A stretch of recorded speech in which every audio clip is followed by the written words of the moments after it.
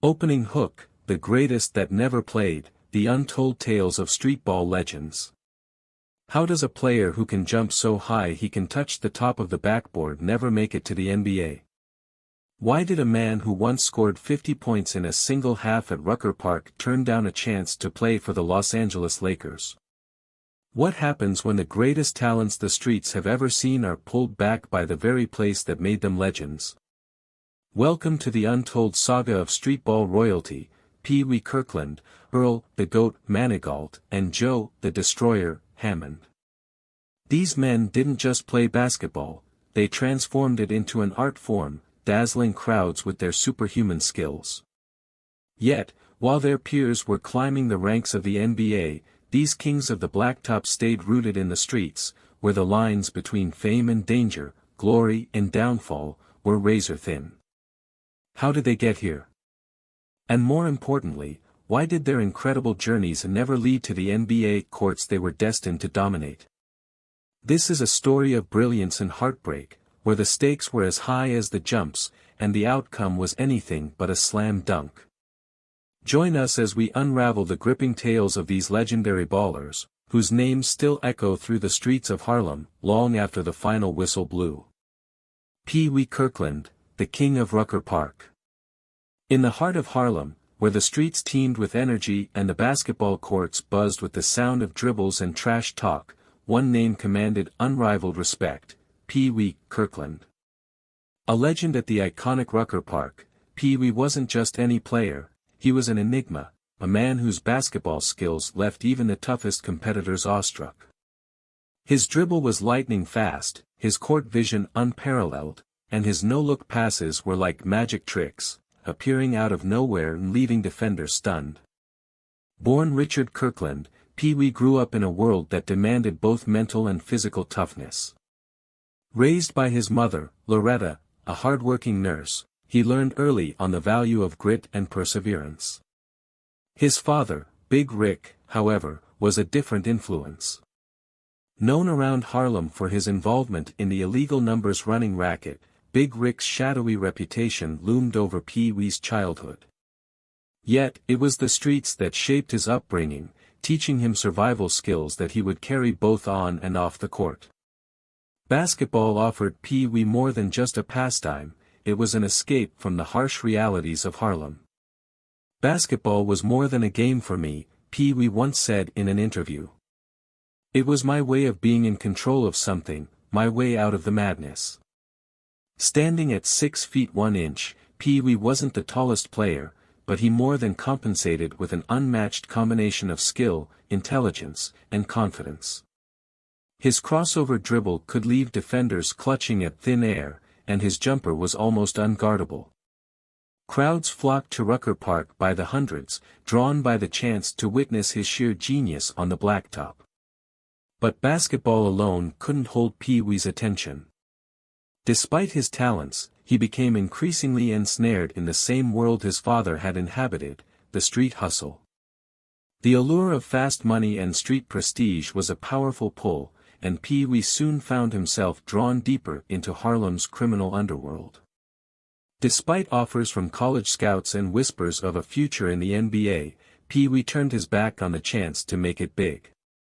One summer day, after a particularly mesmerizing performance at Rucker Park, a college scout approached him, practically begging him to consider a professional basketball career.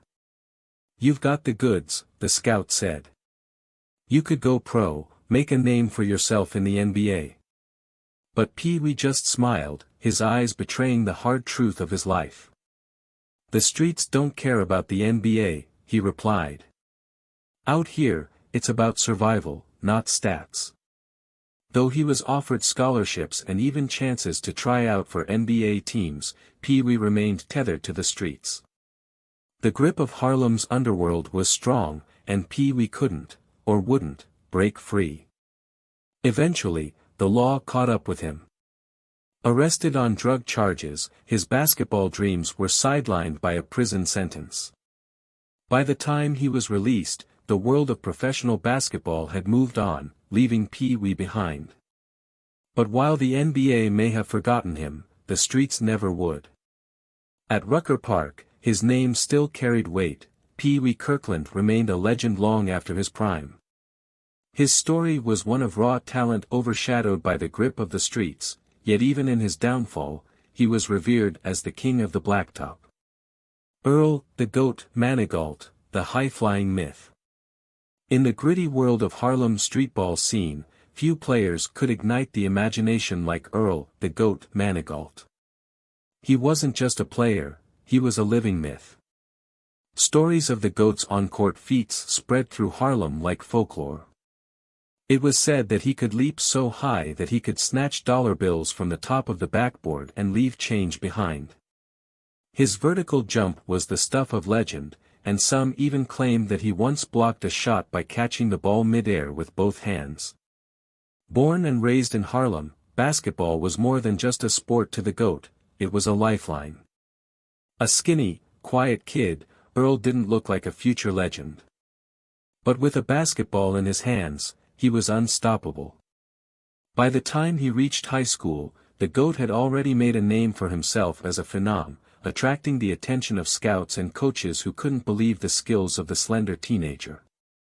But life off the court wasn't kind to Earl.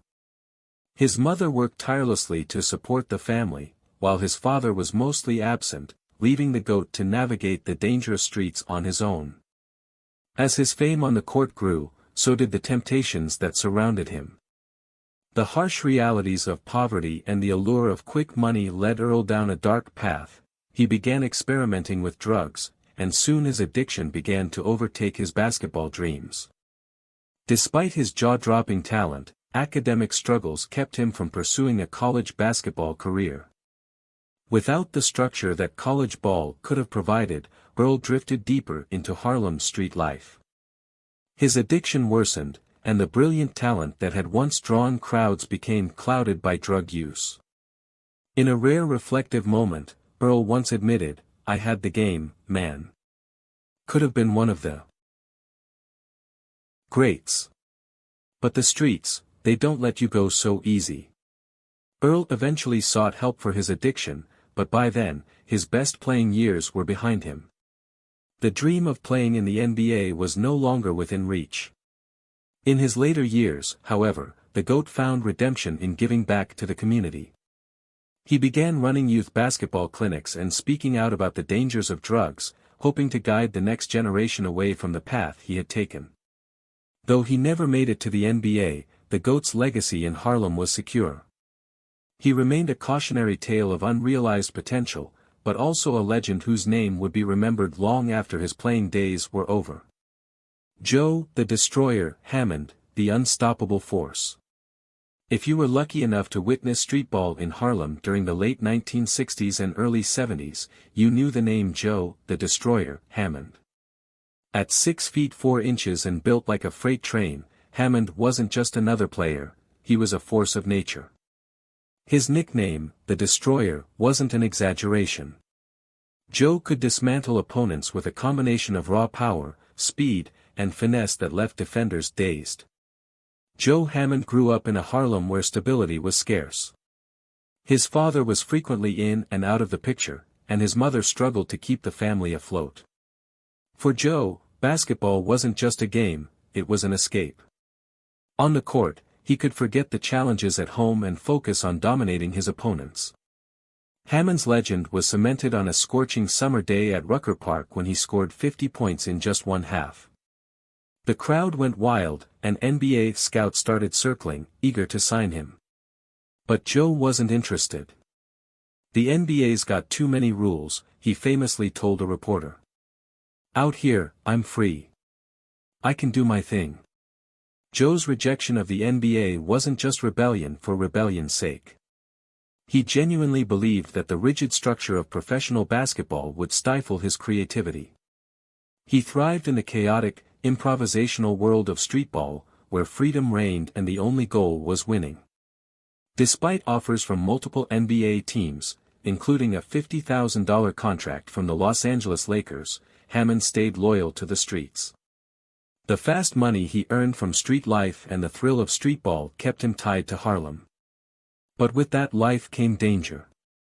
Hammond's refusal to join the NBA left many wondering what might have been. His unmatched talent was undeniable, but legal troubles and run-ins with the law overshadowed his basketball career. The final word. Pee Wee Kirkland, Earl, the GOAT, Manigault, and Joe, the Destroyer, Hammond were more than just talented players, they were Harlem's legends, men whose names commanded reverence in the streets. Each had the skill to dominate on the NBA stage, but their lives were shaped by the harsh realities of the world around them. For Pee Wee, it was the fast money of the streets. For the GOAT, addiction stole his future. For Joe, the freedom of streetball was worth more than the confines of the NBA. Their stories remind us that greatness isn't always measured by trophies or fame. Sometimes, it's about the impact you leave